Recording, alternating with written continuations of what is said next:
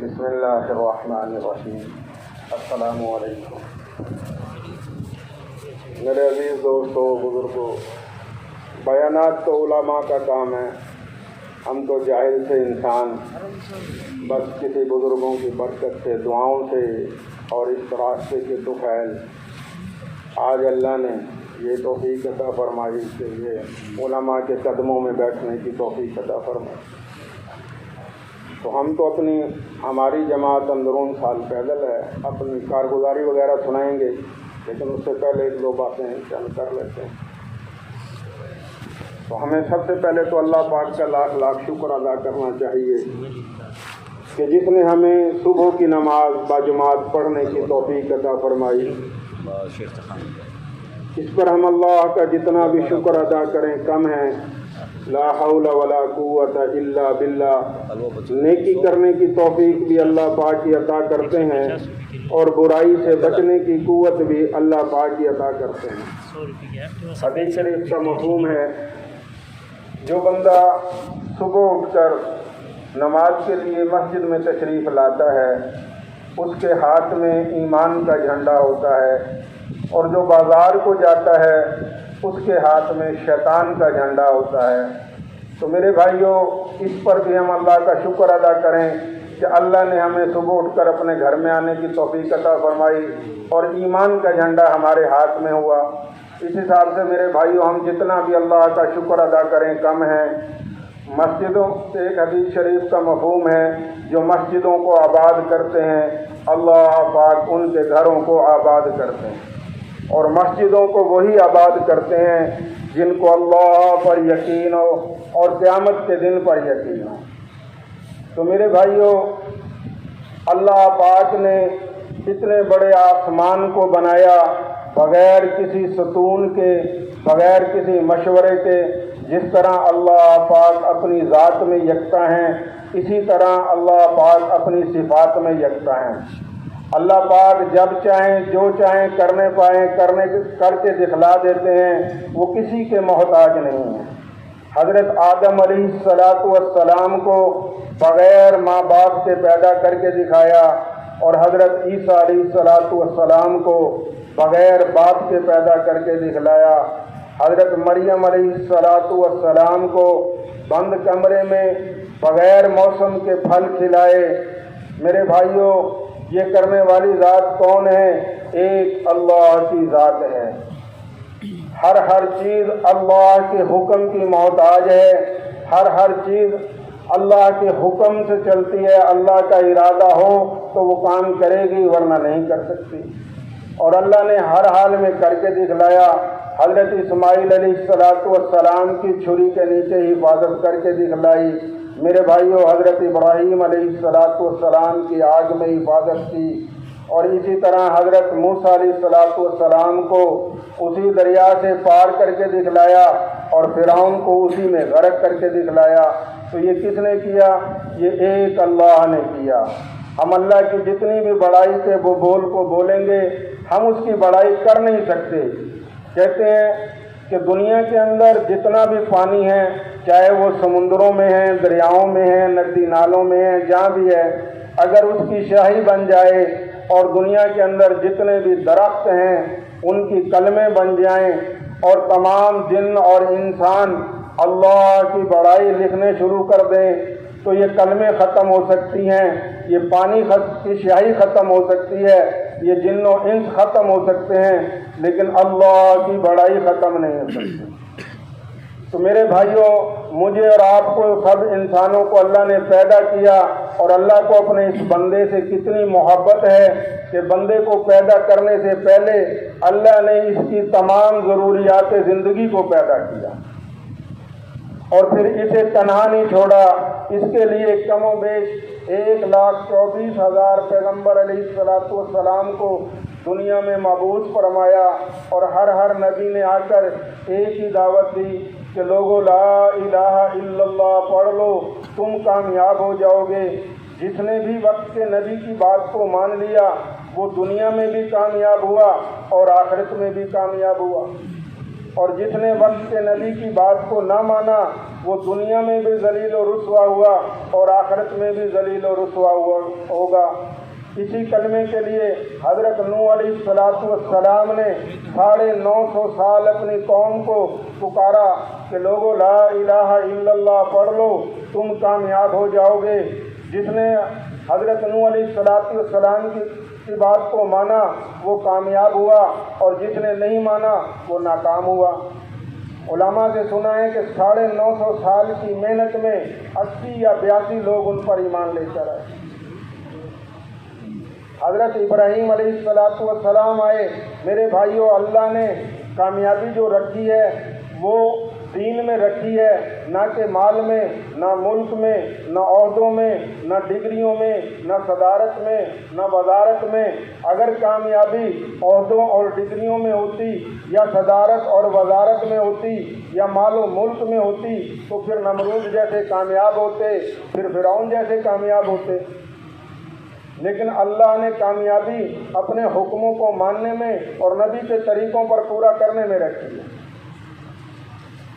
حضرت ابراہیم علیہ السلام جب نمرود کو دعوت دی اور نمرود نے ان سے مقابلہ شروع کر دیا، حالانکہ حضرت ابراہیم علیہ السلام تنہا اور نمرود بادشاہ وقت، صدارت وزارت اس کے پاس، عہدے ڈگریاں ساری اس کے پاس، سارے کے سارے نقشے کامیابی کے اس کے پاس، اور لیکن میرے بھائیوں دوستو، اللہ نے حضرت ابراہیم علیہ السلام کو کامیاب کر کے دکھلایا اور نمرود کو ناکام کر کے دکھایا۔ یہ کرنے والی ذات کون ہے؟ ایک اللہ کی ذات ہے۔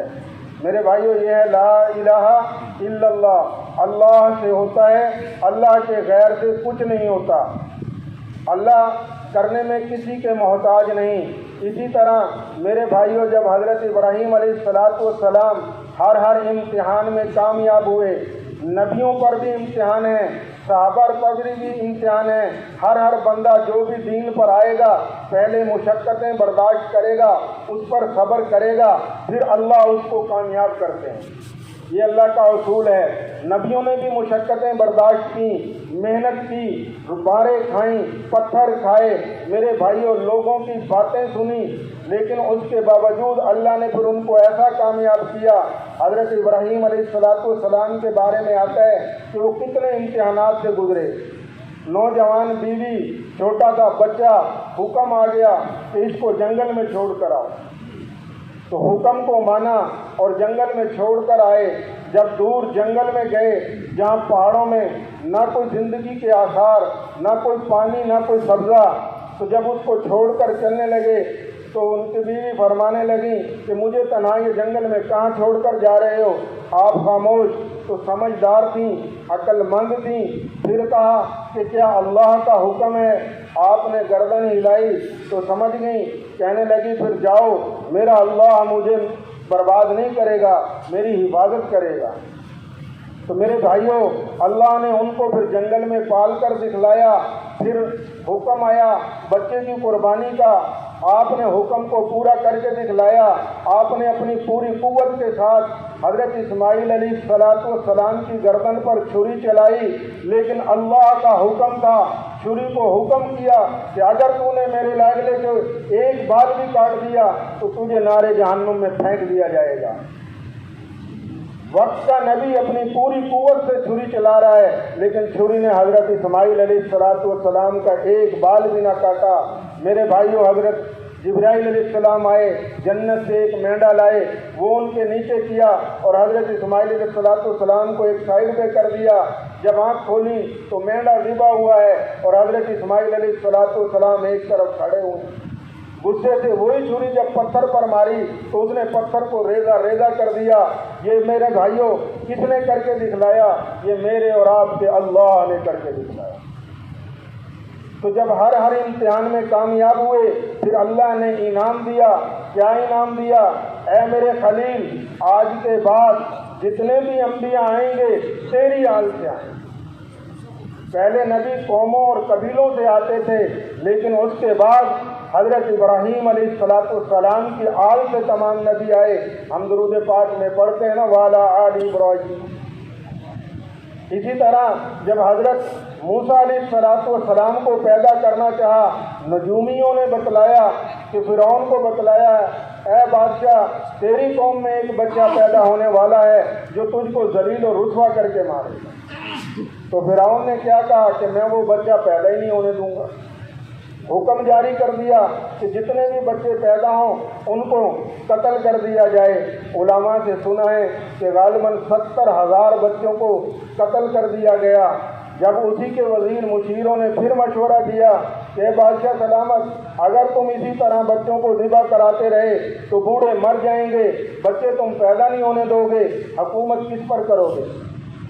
پھر آرڈر جاری کیا کہ 1 سال قتل کیا جائے، 1 سال چھوڑ دیا جائے۔ تو اللہ پاک نے حضرت موسیٰ علیہ السلام کو اسی سال میں پیدا کیا جس سال میں فرعون بچوں کو قتل کرواتا تھا۔ اگر اللہ چاہتے تو اس کو دوسرے سال میں بھی پیدا کر سکتے تھے، لیکن میرے مولا کے سامنے کسی چیز کی کوئی حیثیت نہیں ہے۔ کرنے والی ذات ایک اللہ کی ہے۔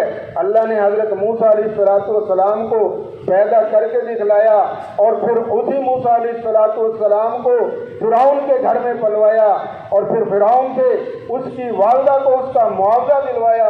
تو میرے بھائیوں یہ کرنے والی ذات کون ہے؟ ایک اللہ کی ذات ہے۔ میرے بھائیوں ہمارا یقین اس اللہ پر آ جائے۔ تو اللہ نے پھر موسیٰ علیہ السلام کو جب فرعون کے گھر میں پال کر دکھلایا اور پھر جب بڑا جوان ہو گیا اور حکم آیا کہ اے موسیٰ فرعون کو دعوت دو، قصہ تو لمبا ہے مختصر کرتا جا رہا ہوں۔ تو پھر دعوت دینے گئے تو میرے بھائیوں انہوں نے معجزے کا کہا، آپ نے اپنے عصا کو زمین پر پھینکا، وہ ایک بڑا اژدہا کی شکل اختیار کر گیا جس سے فرعون گھبرا گیا کہ اے موسیٰ اس کو پکڑو۔ پھر انہوں نے پکڑا اور بعد میں کہنے لگا تم تو بہت بڑے جادوگر ہو، ایسے جادوگر تو ہمارے پاس بھی ہیں، ہم آپ کا مقابلہ کرائیں گے۔ وقت مقرر ہو گیا، پھر مقابلہ ہوا، فرعون کے جادوگر آئے، انہوں نے اپنی رسیوں کو میدان میں پھینکا، ان تمام رسیوں کے سانپ بن گئے۔ موسیٰ علیہ السلام نے اللہ کی طرف رجوع کیا، حکم ہوا ہے موسیٰ اپنے ہاتھ میں جو عصا اس کو پھینکو۔ جب حضرت موسیٰ علیہ السلام نے اس عصا کو زمین پر پھینکا، وہ اتنا بڑا اژدہا بنا کہ ان تمام سانپوں کا ایک ہی لقمہ کر گیا۔ تو وہ گھبرائے اور جادوگر جتنے بھی تھے حضرت موسیٰ علیہ السلام پر ایمان لے آئے اور فرعون حیران پریشان کہ یہ کیا ماجرا ہوا۔ میرے بھائیوں کرنے والی ذات ایک اللہ کی ہے، جب چاہے جو چاہے کر کے دکھلا سکتا ہے، کرنے میں کسی کا محتاج نہیں۔ پھر فرعون نے ان پر ظلم ڈھانے شروع کیے اور موسیٰ علیہ السلام جب قوم کو لے کر نکلے، سامنے دریا، پیچھے قوم، پیچھے فرعون کا لشکر، قوم نے کہا موسیٰ مروا دیا، آگے دریا ہے، آگے جاتے ہیں تو ڈوب کر مرتے ہیں، پیچھے فرعون کا لشکر آ گیا، اگر وہ پکڑ لے گا وہ مارے گا۔ تو حضرت موسیٰ علیہ السلام نے فرمایا ہرگز نہیں، میرا رب میرے ساتھ ہے۔ اللہ کی طرف سے حکم آیا اے موسیٰ اپنے عصا کو پانی پر مارو۔ میرے بھائیوں موسیٰ علیہ السلام نے حکم کو مانا، نظر کو نہیں دیکھا۔ جب بندہ حکم کو مانے گا وہ کامیاب ہوگا، اگر اپنی عقل پہ کام کرے گا وہ ذلیل و رسوا ہوگا۔ اب یہاں عقل تو یہ کہتی ہے کہ پانی پر ڈنڈے کو مارنے کا کیا فائدہ، اگر اس ڈنڈے کو مارنا ہے تو کسی کے سر میں مارے، عقل تو یہ کہتی ہے، لیکن حکم یہ ہے کہ اس ڈنڈے کو پانی پر مارو۔ جب حضرت موسیٰ علیہ السلام نے حکم کو مانا اور ڈنڈے کو پانی پر مارا تو اللہ نے 12 راستے بنا دیے اور موسیٰ علیہ السلام اس میں سے اپنی قوم کو بخیر و عافیت لے کر گزرے، اور فرعون کا لشکر جب اس میں داخل ہوا اللہ نے پھر اس پانی کو حکم جاری کر دیا اور فرعون اور اس کے لشکر کو اسی پانی کے اندر غرق کر کے دکھلایا۔ یہ کرنے والی ذات کون ہے؟ بس اللہ۔ ہمارا یقین اللہ پر آ جائے۔ یہ جتنی بھی دعوت و تبلیغ کے نام سے محنت ہو رہی ہے یہ میرے بھائیوں یقینوں کی تبدیلی کی محنت ہے۔ حضرت مولانا الیاس رحمۃ اللہ علیہ فرمایا کرتے تھے کہ اس کا نام تو تبلیغ ایسے ہی پڑ گیا، اگر میں اس کا نام رکھتا تو میں تحریک ایمان رکھتا۔ یہ ایمان کی محنت ہے۔ آج ہمارے اندر ایمان نہیں ہے۔ میرے بھائیوں حضرت صحابہ کے اندر ایمان مضبوط تھا، ایمان قوی تھا، ایمان پر چلنے والے تھے۔ اللہ نے صحابہ کو بھی کامیاب کر کے دکھلایا۔ حضور پاک صلی اللہ علیہ وسلم نے صحابہ کے دلوں پر محنت کی، اور ایسی محنت کی کہ ایک ایسا مجموعہ تیار ہوا جس کو پھر ایسی محنت مجموعہ جس کے بارے میں نہ اپنی بیوی مانے تھیں نہ بچے مانے تھے، دین کا جو تقاضا آیا وہ پورا کرنے والے تھے۔ آج ہمارے اندر ایمان نہیں ہے میرے بھائیوں، اللہ نے ہم اس ایمان کی محنت کو کریں، یہ ایمان ہمارے اندر آ جائے، یہ ایمان ہمیں مفت میں ملا ہے، اس لیے ہمیں قدر نہیں، اس ایمان کی قدر ایمان والوں سے پوچھیں۔ یہ ایمان ایسے نہیں ملتا۔ ایک واقعہ ذہن میں آ رہا ہے کہ کچھ یہودی راہب حضور پاک صلی اللہ علیہ وسلم کے پاس تشریف لائے۔ ان میں ایک راہب کا نام ابن سوریہ خواب سے آنکھ سے کانا تھا، آ کے عرض کرنے لگے، یا رسول اللہ ہم کچھ سوال کرنا چاہتے ہیں، اگر آپ ہمارے سوال کا جواب دے دیں تو ہم ایمان لے آئیں گے۔ آپ صلی اللہ علیہ وسلم نے فرمایا کہ کرو۔ تو وہ ابن سوریہ آنکھ سے کانا تھا، اس نے سوال کیا کہ یہ بتاؤ کہ آپ کے اور اللہ کے درمیان میں رابطہ کس طرح ہوتا ہے؟ تو حضور پاک صلی اللہ علیہ وسلم نے فرمایا کہ حضرت جبریل امین کے ذریعے۔ تو انہوں نے اقرار کیا کہ آپ نے حق کہا، سچ کہا، ہماری کتابوں میں بھی یہی لکھا ہوا ہے۔ پھر آپ صلی اللہ علیہ وسلم نے فرمایا آپ ایمان لے آئیں۔ کہنے لگے نہیں، ایک سوال اور کریں۔ پھر ایک سوال کیا کہ آپ یہ بتائیں جب مسلمان لوگ جنت میں جائیں گے تو اللہ سب سے پہلا اکرام ان کا کس چیز سے کرے گا؟ تو آپ صلی اللہ علیہ وسلم نے فرمایا کہ بیل کا گوشت اور مچھلی کا بڑا ہوا جگر۔ تو انہوں نے پھر اقرار کیا کہ آپ نے حق کہا، سچ کہا، ہماری کتابوں میں بھی یہی لکھا ہوا ہے۔ پھر حضور پاک صلی اللہ علیہ وسلم نے انہیں دعوت دی کہ ایمان لے آؤ۔ پھر کہنے لگے کہ نہیں، ایک سوال اور کریں گے۔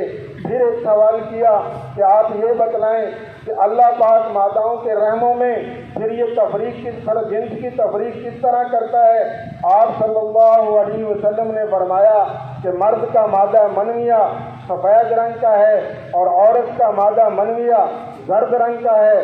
جب وہ ملاپ کرتے ہیں اللہ اس کے ذریعے سے اللہ جنس کی تفریق کر دیتے ہیں۔ پھر انہوں نے اقرار کیا کہ آپ نے حق کہا، سچ کہا، ہماری کتابوں میں بھی یہی لکھا ہوا ہے۔ آپ صلی اللہ علیہ وسلم نے فرمایا کہ ایمان لے آؤ۔ وہ نامراد، وہ خسارے والے، انہوں نے کہا کہ ہم ایمان نہیں لائیں گے۔ تو میرے بھائیوں، ان بدبختوں کو حضور پاک صلی اللہ علیہ وسلم کی زیارت کرنے کے باوجود، سوال کرنے کے باوجود، سوالوں کے جواب صحیح ملنے کے باوجود اور اقرار کرنے کے باوجود اللہ نے ان کو ایمان کی توفیق نہیں دی۔ مجھے اور آپ کو اللہ نے بغیر مانگے ایمان دیا ہے۔ آج ہم اس ایمان کی قدر کریں میرے بھائیوں۔ ایمان کی قدر کریں گے تو کامیابیاں ملیں گی، اور ایمان کی قدر اسی وقت ہوگی جب ہم ایمان اعمال کی محفل میں بیٹھیں گے، اپنے علماء کی صحبت اختیار کریں گے، اپنے علماء کے قریب بیٹھیں گے، اپنے علماء سے اپنی زندگی کو پوچھ کر گزاریں گے، اپنے علماء سے محبت کریں گے، تو میرے بھائیوں ہمارا ایمان بڑھے گا۔ ایمان تین قسم کا ہے، ایک فرشتوں کا ایمان، ایک انبیاء علیہ الصلوۃ والسلام کا ایمان ہے، ایک میرا اور آپ کا ایمان ہے۔ میرے بھائیوں، فرشتوں کا ایمان منجمد ہے، ساکت ہے، نہ بڑھتا ہے نہ کم ہوتا ہے، لیکن انبیاء علیہ الصلوۃ والسلام کا ایمان جو ہے وہ بڑھتا ہے، کم نہیں ہوتا۔ ایک میرا اور آپ کا ایمان ہے، یہ کبھی بڑھتا ہے کبھی کم ہوتا ہے۔ اگر ہم ایمان اعمال کی صحبت میں بیٹھیں گے، محفل میں بیٹھیں گے تو ہمارا ایمان بڑھے گا۔ اگر ایمان اعمال کی صحبت میں نہ بیٹھیں، ایمان والوں کے پاس نہ بیٹھیں گے تو میرے بھائیوں ایمان گھٹے گا۔ تو یہ ایمان کی محنت ہے میرے بھائیوں۔ صحابہ کرام رضی اللہ تعالیٰ علیہم اجمعین نے اس محنت کو کیا، کامل یقین کے ساتھ کیا۔ ان کے یقین پختہ تھے، ایمان پختہ تھے۔ میرے بھائیوں، جب تک یقین نہیں بنے گا، ایمان نہیں بنے گا، اور ایمان نہیں بنے گا تو جسموں سے اعمال اچھے نہیں نکلیں گے، اور جب جسموں سے اعمال اچھے نہیں نکلیں گے تو اللہ ناراض ہوں گے، اور جب اللہ ناراض ہوتے ہیں تو اللہ دنیا بھی بگاڑتے ہیں، آخرت بھی بگاڑتے ہیں۔ جب یقین کامل ہوں گے پھر ایمان کامل ہوں گے، اور جب ایمان کامل ہوں گے پھر میرے بھائیوں جسموں سے اعمال اچھے نکلیں گے، اور جب اعمال اچھے نکلیں گے پھر اللہ پاک خوش ہوں گے، اور جب اللہ خوش ہوں گے پھر دنیا بھی بنائیں گے آخرت بھی بنائیں گے۔ صحابہ کے یقین پختہ تھے۔ حضرت ابو درداء رضی اللہ تعالیٰ عنہ کے بارے میں آتا ہے کہ وہ ایک جگہ بیٹھے ہوئے تھے، ایک شخص دوڑا ہوا آیا اور آ کر کہنے لگا اے ابو درداء تیرے گھر کو آگ لگنے والی۔ تو آپ نے کیا فرمایا کہ یہ نہیں ہو سکتا۔ پھر ایک شخص دوڑا ہوا آیا اور پھر عرض کیا اے ابو درداء تیرے گھر کو آگ لگنے والی ہے۔ تو حضرت ابو درداء رضی اللہ تعالیٰ عنہ نے فرمایا کہ نہیں، ایسا نہیں ہو سکتا۔ پھر ایک تیسرا شخص دوڑا ہوا آیا، اے ابو درداء آگ کے شرارے بہت بلند تھے، آگ بہت قوی تھی، لیکن تیرے دروازے کے قریب آ کر بالکل ختم ہو گئی۔ تو حضرت ابو درداء رضی اللہ تعالیٰ عنہ نے فرمایا کہ مجھے پہلے سے یقین تھا۔ تو سننے والے حیران ہوئے، کہنے لگے حضرت آپ نے عجیب جواب دیا، پہلے شخص آئے تو آپ نے کہا یہ نہیں ہو سکتا، جب آخر میں ایک شخص نے آ کر یہ بات کی تو آپ نے کہا مجھے پہلے سے یقین تھا۔ یہ کیا بات ہے؟ آپ نے فرمایا کہ ہمارے نبی حضرت محمد صلی اللہ علیہ وسلم نے ہمیں وہ دعائیں سکھائی ہیں موقع مال کی، جب ہم ان دعاؤں کو پڑھیں گے تو یہ ہو نہیں سکتا کہ کوئی ایسا نقصان ہو۔ میں اس حفاظت کی دعا تو پڑھ کر آیا تھا، میں کیسے مان لوں کہ نعوذ باللہ میرے نبی کی سکھلائی ہوئی دعا جھوٹی ہو سکتی ہے؟ میرے بھائیو آج میں اور آپ اپنے ایمان کو چیک کریں، اپنے یقین کو چیک کریں، ہم کتنی دعائیں پڑھیں، اگر ہمارے ساتھ کوئی ایسا واقعہ ہو ہم سب دعاؤں کو بھول کر دوڑ لگا دیں گے۔ تو میرے بھائیو ایسا ایمان بنانے کے لیے محنت کی ضرورت ہے، جس طرح صحابہ نے محنت کی، صحابہ نے محنت کر کے دکھلائی، نہ تقاضا آیا فوراً قبول کیا، نہ بیوی مانے تھی، نہ بچے مانے تھے، نہ تجارت مانے تھی، نہ ملازمت مانے تھی۔ پھل پکے ہوئے جنگ تبوک کے موقع پر حکم آ گیا کہ نکلو جہاد کے لیے۔ میرے بھائیوں ان کی فصلیں کیا تھیں؟ کھجور تھی، میٹھا پھل، سب سے نازک پھل، لیکن حکم آ گیا، سب نے لبیک کہا، سب مان گئے، سب چلنے کو تیار۔ تو کافر لوگ کہنے لگے کہ تم لوگ کدھر جا رہے ہو؟ تم نے تو اتنا قرضہ دینا ہے، تمہاری فصل پکی ہوئی ہے، تم ان کو چھوڑ کر کہاں جا رہے ہو؟ تو انہوں نے کہا ہم اپنے رب کو حکم پر جا رہے ہیں، اپنے نبی کے طریقے کے مطابق پورا کرنا ہے۔ انہوں نے حکم کو مانا، نبی علیہ الصلوۃ والسلام کے طریقے کو پورا کیا، اللہ نے ان کی فصلوں کی حفاظت کر کے دکھلائی، اور پھر ان میں اتنی برکت کہ قرض بھی اتر گیا اور 1 سال کا رزق ایڈوانس ان کو بچا۔ آج ہمیں اگر دعوت کی محنت دی جائے تو ہمیں تو میرے بھائیوں 100 تقاضے یاد آتے ہیں۔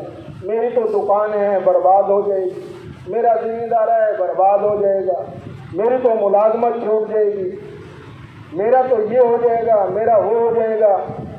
ہندوؤں نے تو بتوں کو بنایا ہے مٹی کے بت، اور ہم نے پتہ نہیں کتنے بت بنا کر اپنے دلوں میں بسا دیے۔ ان بتوں کو توڑنا ہوگا جس طرح صحابہ نے میرے بھائیوں محنت کی، یقین بنایا، ایمان بنایا، کر کے دکھلایا اور اللہ سے تعلق کو بنایا۔ اللہ سے اسی طرح ہمیں بھی اپنا تعلق بنانا پڑے گا۔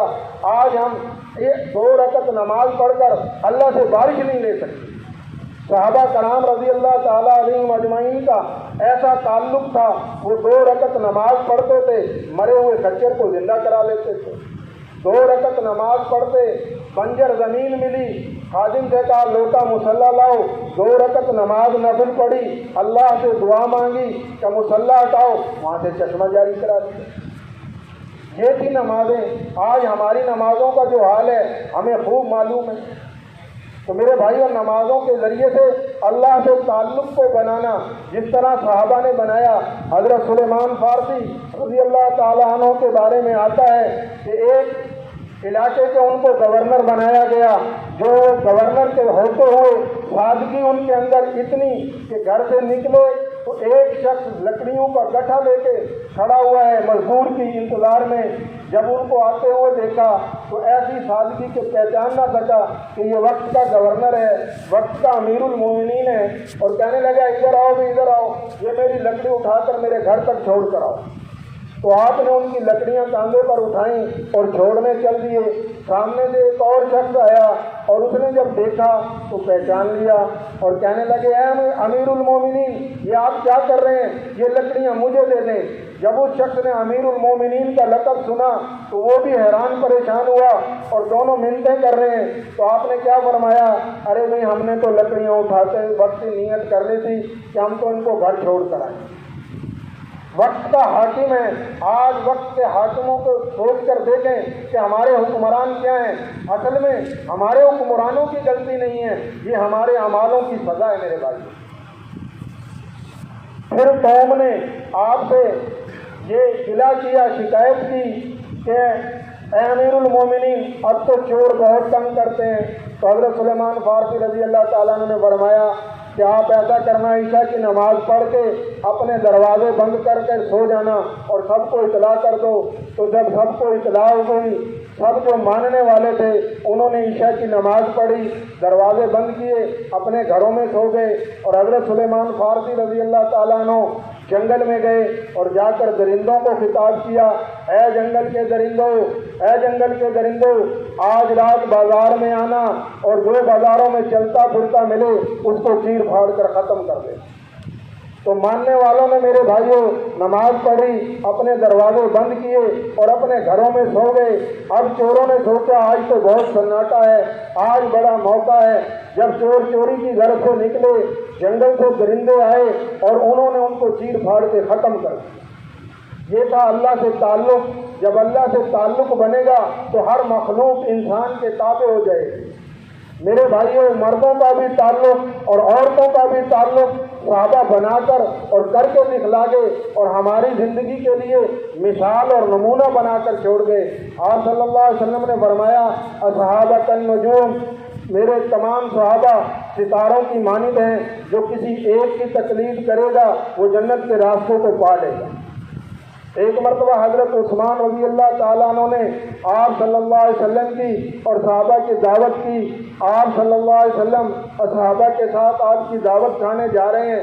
حضرت عثمان غنی رضی اللہ تعالیٰ عنہ آپ صلی اللہ علیہ وسلم کے پیچھے پیچھے چل رہے ہیں، آپ کے قدموں مبارک کو چنتے ہوئے جا رہے ہیں۔ آپ صلی اللہ علیہ وسلم نے پیچھے مڑ کے دیکھا اور مسکرا کے فرمایا اے عثمان کیا کر رہے ہو؟ تو حضرت عثمان غنی رضی اللہ تعالیٰ عنہ نے فرمایا یا رسول اللہ، میرے دل میں یہ چاہت ہے، میں آپ کے قدم مبارکوں کو گن رہا ہوں کہ جب آپ میرے گھر کھانا کھا چکو تو میں یہ چاہتا ہوں کہ جتنے قدم آپ کے میرے گھر تک لگیں میں عرب غلام اتنے آزاد کروں۔ یہ تھی صحابہ کی حضور پاک صلی اللہ علیہ وسلم سے محبت میرے بھائیوں۔ تو حضرت علی رضی اللہ تعالیٰ عنہ اس دعوت میں شامل تھے۔ جب انہوں نے یہ دیکھا، کھانے کے بعد انہوں نے جب غلاموں کو آزاد کیا، آپ جب اپنے گھر گئے تو حضرت سیدہ فاطمہ رضی اللہ تعالیٰ عنہ سے فرمانے لگے کہ آج حضرت عثمان نے آپ صلی اللہ علیہ وسلم کی ایسی دعوت کی اور اس طرح سے غلام آزاد کیے، مجھے بہت پسند آئی۔ تو سیدہ فاطمہ رضی اللہ تعالیٰ عنہ دیکھ کر بھانپ گئیں اور کہنے لگیں کہ آپ بھی ایسی دعوت کرنا چاہتے ہیں؟ کہ ہاں چاہتا تو ہوں، لیکن حالات۔ کہنے لگیں جاؤ کر کے آ جاؤ۔ اب وہ حضور پاک صلی اللہ علیہ وسلم کی دعوت کرنے گئے۔ حضرت سیدہ فاطمہ رضی اللہ تعالیٰ عنہ نے وضو کیا، 2 رکعت نماز کی نفل کی نیت باندھی اور گھر میں جتنی ہانڈیاں تھیں ان کو نکال کر ان کو ڈھک کر رکھ دیا اور 2 رکعت نماز نفل پڑھی اور اللہ سے دعا مانگی، یا اللہ تو ہمارے حالات کو بہتر جانتا ہے، عثمان نے اس طرح کی دعوت کی ہے، اے اللہ تو میری عزت رکھ، تو اپنے غیب کے خزانوں سے کھانے بھیج دے۔ میں جب ان سے رو کے اللہ سے اس نے دعائیں کی، پھر گڑائیں اور حضور پاک صلی اللہ علیہ وسلم جب صحابہ کو لے کر آئے تو خوشبوئیں مہک رہی تھیں۔ خوشبوئیں سونگھ کر صحابہ کہنے لگے یا رسول اللہ، ایسی تو ہم نے پہلے کبھی خوشبو نہ سونگھی۔ تو آپ صلی اللہ علیہ وسلم نے فرمایا دسترخوان لگا، کھانے لگے۔ جب کھانا کھاتے تو ایک لقمے کا ذائقہ کچھ، دوسروں کا کچھ۔ آپ صلی اللہ علیہ وسلم نے فرمایا اے میرے صحابہ، آپ کو پتہ ہے یہ کھانا کہاں سے آیا ہے؟ یہ فاطمہ نے آپ کے لیے کھانا جنت سے منگوایا۔ میرے بھائیوں یہ تھا اللہ سے تعلق. پھر اٹھی 2 رکعت نماز نفل پڑھی اور اللہ سے رو کر دعا مانگی, اے اللہ عثمان نے تو 1 عرب غلام آزاد کیا, میں تجھ سے یہ درخواست کرتی ہوں کہ میرے گھر میں جتنے نبی کے قدم لگے ہیں, اے اللہ تو ان قدموں کے صدقے سے, ان کی برکت سے ایک جہنمی کو آزاد کر دے. تو اللہ پاک نے ان کی دعا کو سنا اور فوراً جبریل امین کو میرے بھائیوں وحی دے کر بھیجا اور آ کر حضور پاک صلی اللہ علیہ وسلم کو خوشخبری سنائی کہ فاطمہ نے یہ دعا مانگی اور اللہ نے اس کی برکت سے آپ کی امت کے ایک قدم کے بدلے آپ کی امت کے 1,000 جہنمیوں کو بخش دیا.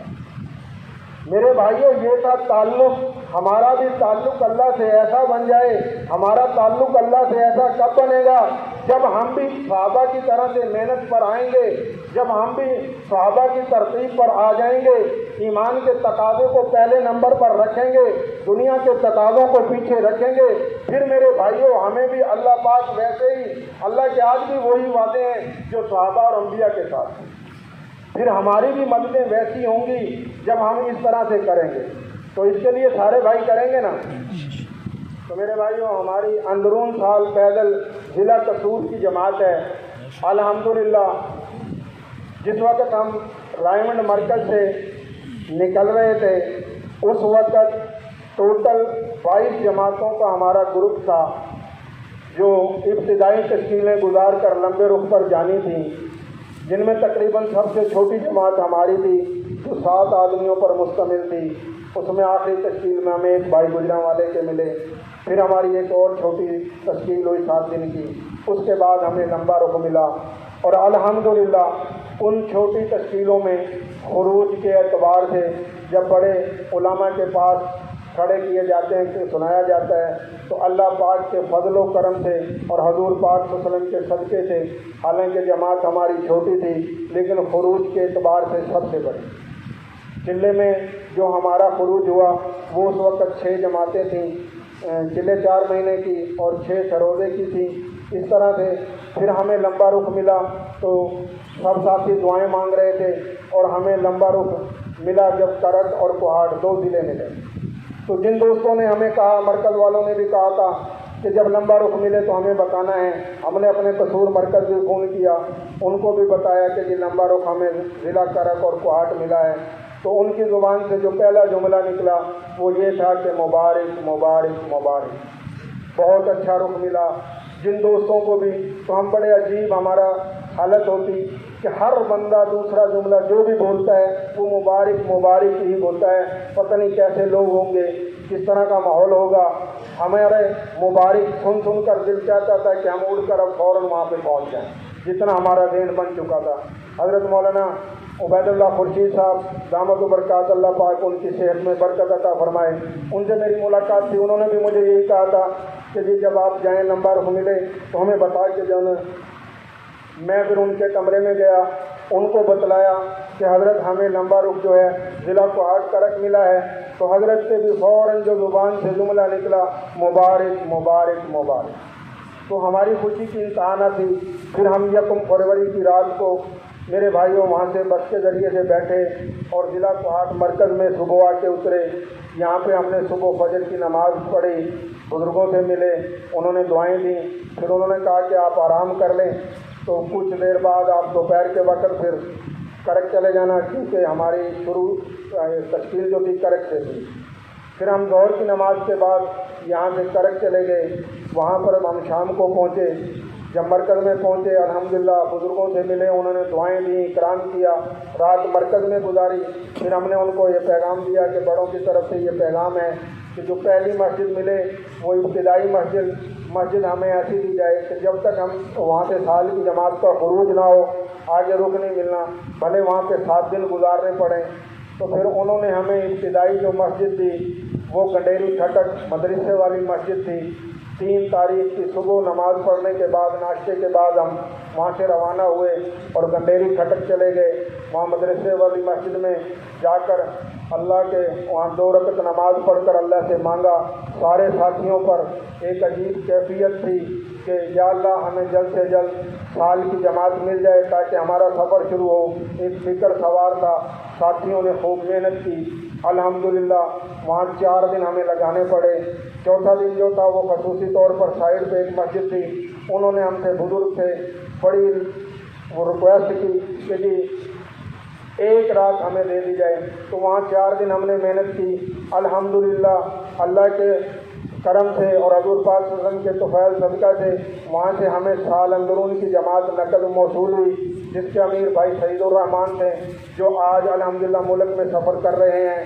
وہاں سے پھر 2 سروزے کی جماعتیں ملیں، اس سے آگے ہمیں 3 بستیاں دی گئی تھیں، گنڈیری کھٹک، مچکی بانڈا، ادین شاہ۔ پھر ہم مچکی بانڈا میں چلے گئے، وہاں جا کر کام شروع کیا، محنت کی، الحمدللہ وہاں سے ہمیں 1 سال بیرون افغانستان کے لیے جماعت ملی، جو الحمدللہ اللہ کے فضل و کرم سے آج افغانستان کے اندر کام کر رہی ہے۔ پھر ہم اس کے بعد ادین شاہ چلے گئے، وہاں پر جا کر اللہ کے فضل و کرم سے محنت کی، اللہ کا کرم ہوا، رحم ہوا، وہاں سے ہمیں اندرون سال پیدل کی جماعت اور 7 ماہ بیرون کی جماعت اور 5 سروزے کی جماعتیں اور 1 چلے 4 مہینے کی جماعتیں موجود ہیں۔ پھر حضرت مولانا عبدالغفور دامت برکات، اللہ پاک ان کو جزائے خیر دے، ان کی عمر میں برکت دے، بڑے بہت اچھے بزرگ، ایسے بزرگ بہت کم اپنی زندگی میں دیکھے ہیں، بڑی نصرتیں کرتے، اپنے بیٹوں سے زیادہ محبت کرنے والے۔ پھر انہوں نے ہمارے بغیر کچھ مرکز میں درخواست دی کہ ہمیں اس جماعت کے 3 دن اور دیے جائیں، تو وہ وہاں سے اجازت نامہ لے کر ہمارے پاس آ گئے اور انہوں نے کہا کہ یہ ہم نے مرکز سے اجازت لی ہے، لہذا آپ 3 دن ہمارے علاقے میں کام کریں گے۔ وہاں سے ہم پھر ایک بستی تھی مسکان بانڈا، ان کے مدرسے سے آگے حمیدان چوک سے آگے جانا، بستی تو وہ بہت چھوٹی سی تھی، میرا خیال ہے کتنے گھر پہ اتنی ہی مساجدیں وہاں پر تھیں، 11 مسجدیں تھیں۔ تو ہم بڑے حیران کہ یہاں تو چھوٹی سی بستی ہے، کیا بنے گا ہمارے ساتھ؟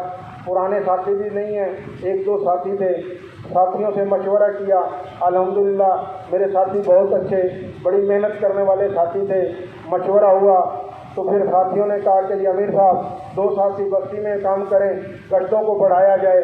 الحمدللہ ہمارے ساتھیوں نے 5-5, 6-6, 7-7 کلومیٹر تک سفر کیا اور پھر محنت کی، اللہ کے فضل و کرم سے 14 ساتھی اندرون سال کے وہاں سے وصول ہوئے۔ پھر وہ ہم نے حضرت جی مولانا عبدالغفور صاحب کو اطلاع دی، انہوں نے ایک مولانا صاحب بھیجے، انہوں نے وہاں پہ بیان بھی کیا اور پھر دعائیں دی۔ اس کے بعد ہمارا جو پیدل کا سفر تھا وہ تور ڈنڈ سے شروع ہوا، وہاں سے ہم تقریباً 50-55 کلومیٹر کا فاصلہ تھا، گاڑیوں میں ہمیں وہ چھوڑ کر چلے گئے۔ تور ڈنڈ مسجد عرش میں پہلی مسجد تھی، وہاں پہ ہم نے کام شروع کیا، الحمدللہ وہاں سے ہمیں 2 جماعتیں چلے 4 مہینے کی اور 2 جماعتیں سروزے کی اور 2 ساتھی اندرون سال کے موصول ہوئے۔ پھر اس کے بعد ہم محنت کرتے ہوئے شہر جامعہ مسجد قاضیہ میں آئے، وہاں پہ محنت کی، لیکن وہاں آتے ہی پہلے دن وہاں کے جو پرانے ساتھی تھے امیر تھے وہ وفات پا گئے، انا للہ و انا الیہ راجعون۔ اللہ پاک ان کو جزائے رحمت عطا فرمائے اور ان کی قبر کو نور جنت کا باغ بنائے۔ تو اس وجہ سے کچھ ساتھی بزی تھے، دوسرے دن پھر ایک اور بات فوتگی ہو گئی، لیکن ہمارے ساتھی الحمدللہ فوتگی والے جگہ پر جا کر بھی دعوت چلاتے رہے اور کام کرتے رہے۔ وہاں سے پھر ہمیں سروزے کی جماعت وصول ہوئی، پچھلے 4 مہینے کے پھر ارادے آئے تھے، پھر وہاں سے ہم آگے چلے گئے تو مسجد ہائی اسکول ایسف کالونی، وہاں پہ جا کے محنت کی۔ اسی طرح سے یہ تحصیل کرک میں ہم نے محنت کی، وہاں سے پھر شائستہ گل، پھر درب قلعہ، پھر مسجد بلال، درب قلعہ، پھر وہاں سے میٹھا ٹکی کھیل، پھر جناب محبت کھیل، پھر گری چک جماعت بی بی ڈیم اور پھر دریا کھیل، اور وہاں سے ہوتے ہوئے مولانا قسمت گل اور وہاں سے سروبی نکا سے ہم گنڈا شمشکی سے ملک دین بانڈا اور ملک دین بانڈا سے ملک طارق دین بانڈا، یہاں تک ہم گئے۔ وہاں سے ہماری پھر اس تحصیل ختم ہو گئی، وہاں سے پھر ہم تحصیل تخت نصرتی میں گئے تو وہاں سے ہم سرکی لواگر سے ہم نے کام شروع کیا، سرکی لواگر اور گڑنگ ون کے، پھر تخت نصرتی، پھر گنڈیری کھٹک، پھر جناب گلیری کھٹک سے الوڑ پایا سے سر ڈوگائے سے پھر شہیدان بانڈا اور پھر شوا سے پھر جناب وہ تحصیل ختم ہوگی. پھر ہم تحصیل بانڈا داؤد شاہ میں آگے مسجد سیف اللہ عمر فاروق سے کام شروع کیا. پھر ہم وہاں سے مسجد امیر حمزہ خونی کھیل اور مسجد توحید بالا، اسی طرح وہاں سے پھر ہم کام کرتے ہوئے مسجد عباس، مسجد عمر فاروق نگر نری اور پھر مسجد مدنی محمود کھیل اور پھر ابو بکر صدیق، اور اسی طرح سے وہاں سے کام کرتے ہوئے شوا اور خرم اور ہوتی بانڈا اور سوتکی میں آ کے ہماری عید ہوئی. پھر وہاں سے ہم جناب سفر کرتے ہوئے ملہ جگ کرونا مسجد عباس کارخانے والی، وہاں سے پھر ہم وہ علاقہ ہمارا ضلع کرک ختم ہو گیا. ضلع کرک سے نکل کر پھر ہم لاٹھی مرکز کی حدود میں ہم نے سفر شروع کیا. مسجد عباس سے ہم لاٹھی مرکز مسجد عبدالرحیم میں آئے. مسجد عبدالرحیم کے بعد لاٹھی مسجد حضرت علی میں کام کیا. مسجد حضرت علی سے پھر ہم تیراوال سے پھر ہم سنڈا فتح خان اور سنڈا فتح خان سے پھر بادشاہ گل کالونی سے اڈا درملک سے پھر جناب ہم گروزی آئے. گروزی سے ہرناتو اور ہرناتو سے سفین علی بانڈا سے پھر ہم ولی آئے اور ولی سے پھر پہاڑ کراس کی ہمارے ساتھیوں نے کچھ جو معذور تھے وہاں سے گاڑی میں آئے. سفر بہت لمبا تھا. شماری بالا میں آ گئے اور ضلع کوہاٹ میں داخل ہو گئے. شماری بالا سے کام کر کے زیارت میں کام کیا اور وہاں سے پھر شماری پایان میں آئے. 3 مساجد وہاں پہ تھیں. پھر وہاں سے ہم مسلم آباد میں آئے. 2 مساجد وہاں پہ تھیں. پھر ہم سورگل میں آ گئے. 2 مساجد وہاں پہ تھیں. پھر ہم کمر ڈنڈ میں آئے, وہاں پہ کام کیا. پھر بما میں آئے, پھر سور کمر میں آئے, پھر اونس کھیل میں آئے. اونس کھیل سے میاں گان کالونی اور میاں گان کالونی سے پھر ہم کھٹک کالونی میں آئے. وہاں پہ ہماری بقرعید تھی. مولانا حضرت مولانا عظیم دامت برکات اللہ پاک ان کی زندگی میں برکت دے, ان کو جزائے خیر دے. انہوں نے بھی ہماری بہت نصرتیں کی. کرک میں بھی نصرتیں کی, یہاں پہ بھی نصرتیں کی. ہم تو ان کا بدل نہیں دے سکتے, اللہ ہی ان کا بدل دے گا. بہت بڑے بزرگ ہیں, ان کی قدر کرو. جتنی قدر کرو گے اتنا اللہ سے پاؤ گے. تو میرے بھائیوں, اس طرح ہم نے یہاں پہ سارے نے کام کیا اور کام کرتے کرتے اب علاقہ خیر میں سے واپسی ہوئی ہے. 5 مسجد ہماری مزید ضلع کوہاٹ کی رہ گئی. ضلع کوہاٹ میں ہم نے جو ٹوٹل جتنی جماعتیں وصول کی اب تک, فیروزہ کی جماعتیں 92 ہیں, چلہ 3 چلہ کی جماعتیں 53 ہیں, اندرون سال کی جماعتیں 2 ہیں, بیرون کی 8 ہیں. کل خروج 156 جماعتیں ہیں. اور ضلع کرک میں فیروزہ کی جماعتیں 536 ہیں, چلہ 3 چلہ کی جماعتیں 163 ہیں, بیرون کی 7 ہیں, اندرون کی 11 ہیں. کل خروج جو ہوا 717 جماعتیں ضلع کرک سے وصول ہیں. تو یہ میرے بھائیوں اب تک کی ہماری کارگزاری ہے. 5 مسجد ہماری ابھی ہیں. انشاءاللہ ہم ابھی نا امید نہیں ہیں کہ ضلع کوہاٹ کو پیچھے رہ جائے گا. ہماری وہاں پہ بھی ترتیب یہ تھی کہ جب ہم اینڈ ہوتا تھا تو ہمارے 2 ساتھیوں کے اکثر باقی جماعت علاقے میں کام کرتی. 2 ساتھی پیچھے جا کر جن کے وعدے ہوتے تھے, ارادے آئے ہوتے تھے کہ ہم اس مہینے میں اس تاریخ کو نکلیں گے, پھر ان کے پیچھے جاتے تھے. اسی طرح ہم یہاں بھی آج سے ہم نے بڑوں سے یہی درخواست کی تھی کہ ہمیں شہر اندرون دیا جائے تاکہ ہمارے کام میں بھی آسانی ہو. اور جتنے لوگوں کے ہمارے پیچھے ارادے وعدے ہیں ہم 2 ساتھی ان کے پیچھے بھیج کر اپنی وصولیاں مکمل کر لیں. تو الحمدللہ کل علاقہ خیر سے ہمارے ساتھ 5 جماعتیں چلہ 4 مہینے کی جو مرکز کے اندر آئی ہوئی ہیں, سروزے کی, اور 1 جماعت اندرون کی اور 1 جماعت بیرون کی وہاں سے ہمارے ساتھ آئی ہے. تو یہ بھائیوں ہماری کارگزاری ہے. اللہ پاک آپ کی ہماری سب کی محنت کو قبول فرمائے اور اس میں آگے بڑھنے کی توفیق عطا فرمائے. ایمان اعمال کے ماحول میں رہنے کی توفیق عطا فرمائے. اپنے علماء سے محبت کرنے کی, ان کے پاس بیٹھنے کی, ان سے پوچھ کر زندگی گزارنے کی توفیق عطا فرمائے. وآخر دعوانا الحمدللہ.